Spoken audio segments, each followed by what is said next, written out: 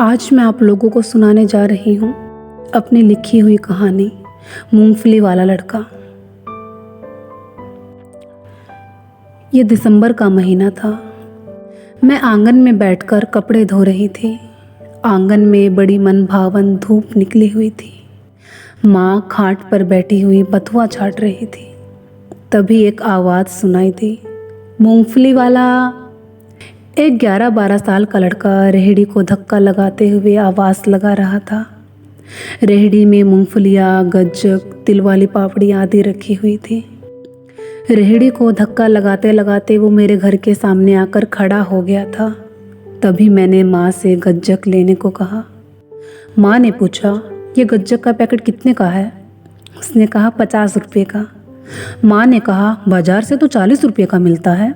उसने कहा, तुम भी 40 रुपये का ले लो फिर। माँ ने फिर से 10 रुपये और घटाते हुए कहा, नहीं 30 रुपये का लूँगी मैं तो उस लड़के ने कहा, लेना है तो लो, नहीं तो रहने दो, पर 30 रुपये का नहीं मिलेगा। तभी पड़ोस के एक यादव अंकल आए। उन्होंने 40 रुपये दिए और गज्जक का पैकेट लेके चले गए। और इधर माँ ने ठान लिया कि गज्जक का पैकेट 30 रुपये का ही लेना है। फिर वो लड़का एकदम सीधे सपाट शब्दों में बोलते हुए कहता है, रहने दो, तुम्हें नहीं लेना। मैं कपड़े धोना छोड़कर चुपचाप उन्हें बहस करते हुए देख रही थी। जब दोनों में से कोई भी नहीं मानता है तो मैं हाथ धोकर रेहड़ी के पास चली जाती हूँ। मैंने कहा, ओए छोटू, एक काम करो, तुम 35 रुपये का दे दो। मोल भाव करते हुए मैं अक्सर ऐसे ही करती हूँ। जब किसी दोस्त को सामान दिलाना हो और दोनों में से कोई भी ना माने तो मैं दोनों को माहौल की सहूलत के अनुसार थोड़ा थोड़ा घटा बढ़ा देती हूँ और ये ट्रिक काम कर जाती है बहुत बार। उसने तुरंत कहा, ठीक है, लाओ 35 रुपये। मैंने अपने बैग से 3 10-10 के नोट और एक 5 का सिक्का निकाला और 35 रुपये जोड़कर उसको पकड़ा दिए और गज्जक का पैकेट ले लिया। तभी मेरी माँ बोल पड़ी, क्यों रे, तू तो कह रहा था कि तुझे नहीं लेना, ये देख ले लिया ना। वो फिर से उसी लहजे से बोलते हुए कहता है, तूने कहाँ लिया है, ये तो इस लड़की ने लिया है। मेरी माँ ने कहा, तो वो लड़की भी तो मेरी ही है ना, और पैसे भी तो मेरे ही हैं, मुझसे ही लिए हैं। इस पर वो कहता है, नहीं, तुम इसे पैसे नहीं दे सकती, वो अपने पापा से लेकर आई होगी। और ऐसा बोलकर वो अपनी रेहड़ी को आगे सरका कर ले गया। उसकी ये बात सुनकर मैं हैरान रह गई। उसने सच ही कहा था कि माँ मुझे पैसे नहीं दे सकती और ना ही कभी दिए। माँ तो खुद रिश्तेदारों से और स्कॉलरशिप से मिले हुए पैसे तेरे लिए ही जोड़ रही हूँ कहकर रख लेती है, और कभी कभी तो 1 रुपये के लिए भी बहस कर लेती है। मैंने तो उसके अनुसार 5 रुपये फालतू दे दिए थे। अगले दिन फिर से वो लड़का आया। माँ ने फिर से उससे मूंगफलियों का रेट पूछा और फिर से वो अपनी तेज़ तर्रार वाले स्टाइल में कहता है, तुम हटो, तुम्हें नहीं लेना होता, तुम तो खाली टाइम पास करती हो। मुझे हंसी आ गई उसकी बात सुनकर। मैंने फिर से बैग से एक 10 रुपये का नोट निकाला और कहा, ओए छोटू, ये ले और मूंगफली दे दे। उसने मेरी माँ को कहा, ये लड़की सही है, कम से कम खरीदती तो है। मैं फिर से हंसती और वो ऐसा बोलकर घर से थोड़ा आगे की ओर चला गया। मैंने एकदम से उसको आवाज़ लगाई, ओए छोटू, तेरा नाम क्या है? उसने पीछे मुड़ के देखा और कहा, करण। मैंने कहा, क्या?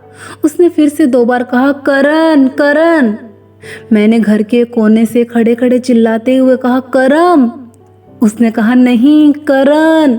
अच्छा करण। उसने कहा, हाँ। उसके बाद वो चला गया। उस दिन के बाद वो हर रोज़ आता और मेरे घर के बाहर आकर आवाज़ लगाता। मैं भागकर बैग से 10-15 रुपये निकालती और मूंगफली ले लेती। कभी कभी तो 5 रुपये की भी ले लेती थी, क्योंकि मम्मी पैसे कहाँ देती है इतने। ये तो बाज़ार से सामान लाती हूँ तो उसी में झोल फेर करके इकट्ठे किए जाते हैं, और कभी कभी पापा के कपड़े धोने की रिश्वत से जमा होते हैं। पता नहीं क्यों मुझे वो लड़का बहुत प्यारा लगने लगा था, और अच्छा भी। मूंगफली लेने के बहाने मुझे उससे बात करने का मौका मिल जाता और वो बहुत खुश होता था मुझे देखकर, और मुझे कीमत से फालतू मूंगफली दे देता था कई बार तो, वरना आज के टाइम में आता भी क्या है 5-10 रुपये में। दुकान पर चले जाओ तो 5 रुपए की मूंगफलियाँ लेते भी शर्म आएगी। एक दिन मैंने उससे पूछा, तुम पढ़ाई नहीं करते क्या? उसने कहा, हाँ करता हूँ। किस क्लास में? 6 में। कहाँ पर? बिहार में। यहाँ किसके साथ रहते हो? मम्मी पापा और भाई बहन। मम्मी पापा क्या करते हैं? मजदूरी। हमारे वहाँ बिहार में काम नहीं मिलता ना, इसलिए। पर अब तेरी पढ़ाई का क्या? अगले महीने सीजन निकाल कर हम बिहार चले जाएंगे, तो वहाँ जाकर करूँगा। यहाँ सीजन पर काम मिल जाता है और सही चल भी जाता है। पर अब तो तुम्हारा टाइम बर्बाद हो गया ना इतना सारा। क्या करे दीदी, पेट के लिए करना पड़ता है। पूरी जिंदगी इसी रेहड़ी पर थोड़ा बितानी है।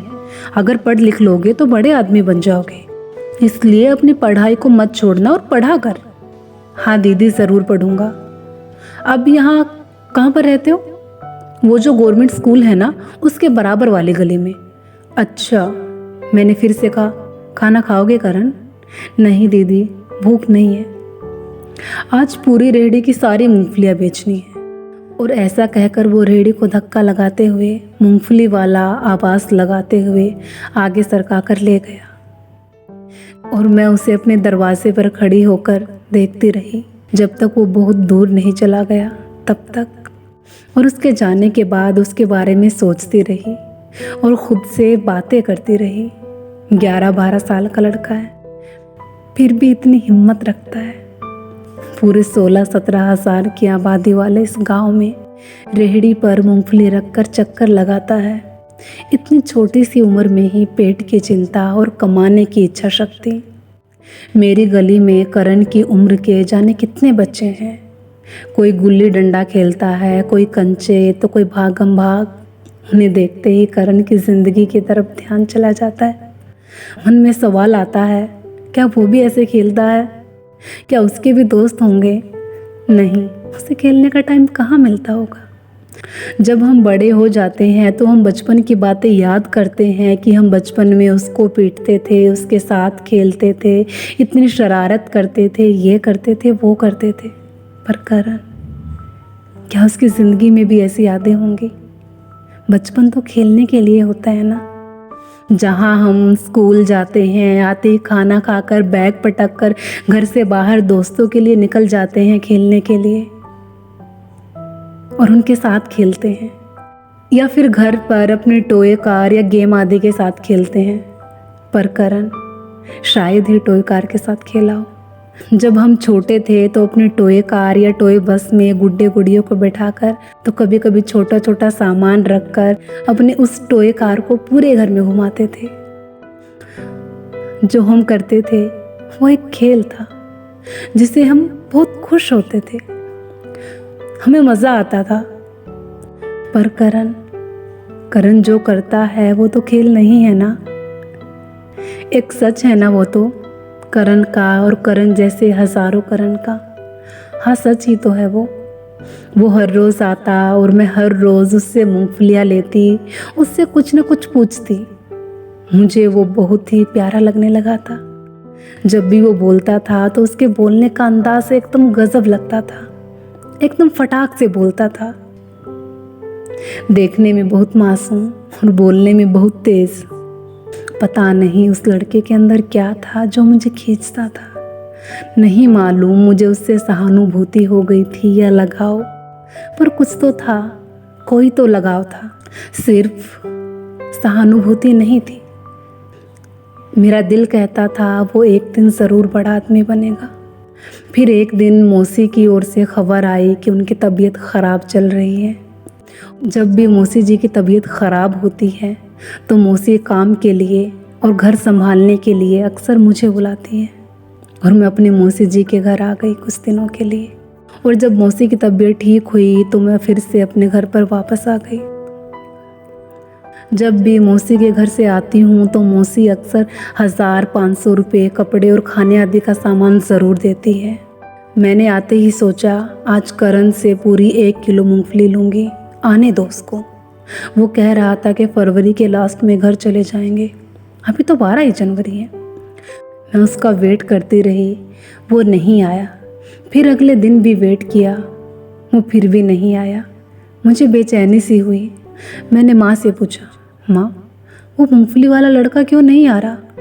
माँ ने कहा, जिस दिन तू मौसी के घर गई थी उसके 2 दिन बाद पड़ोस में कार्तिक के पापा शराब पीकर आए। उसने उस बेचारे लड़के की सारी मूंगफलियाँ उठा ली। उस लड़के ने मना किया तो उसको पीट दिया और उसकी सारी मूंगफलियाँ नाली में गिरा दी। पर माँ, क्या किसी ने कुछ नहीं कहा? कौन क्या कहता, सब तमाशा देख रहे थे खड़े होकर। पुलिस वाले को कौन क्या कहेगा, उसका काम ही यही है, शराब पीना और फिर पुलिस वाला होने की ऐंठ दिखाना। वो तो ऐन मौके पर धनपति दादी आ गई और भागकर उस शराबी को पकड़ा और उसको सुनाई 2-4। वो बेचारा रेहड़ी उठाकर चला गया। उसके बाद नहीं आया वो लड़का। मेरी आंखें नम हो गई ऐसा सुनते ही। गुस्सा बेहद आया, पर क्या कर सकती थी। 10-12 दिन हो चुके थे। सोचा उसके घर जाकर देखूं, पर मैं तो उसका घर भी नहीं जानती। हाँ, याद आया, गवर्नमेंट स्कूल के पास बता तो रहा था वो।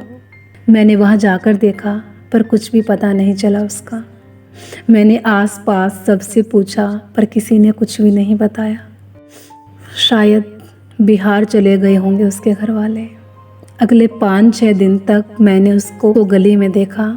शायद वो आ जाए। मैं बाज़ार की तरफ जाती तो भी नज़रें उसको ढूंढती, शायद कहीं दिख जाए वो। पर वो कहीं नहीं दिखा। मुझे मन ही मन कार्तिक के पापा पर बहुत गुस्सा आता था। पता नहीं लोगों की इंसानियत कहाँ चली जाती है, क्यों इतना गिर जाते हैं लोग। ज़रा सी पावर क्या आ गई हाथ में, अपने से नीचे वालों को तो कुछ समझते ही नहीं।